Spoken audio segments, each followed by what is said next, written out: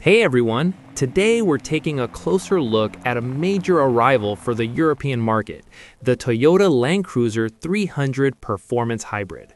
While the new 250 series is the principal model for most of Europe, Toyota is officially bringing this powerhouse, the 300 series station wagon, to selected Eastern European markets starting in January 2026.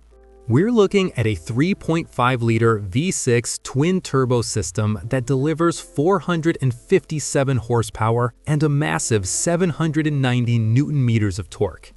That actually makes this the most powerful Land Cruiser ever produced. The hybrid setup uses a parallel arrangement with a motor generator tucked between the engine and a 10-speed automatic transmission. What does that mean for the drive? Well, throttle response is 40% faster compared to the previous twin-turbo petrol version. Plus, it can run purely on its electric motor at speeds below 30 kilometers per hour for silent, seamless city driving.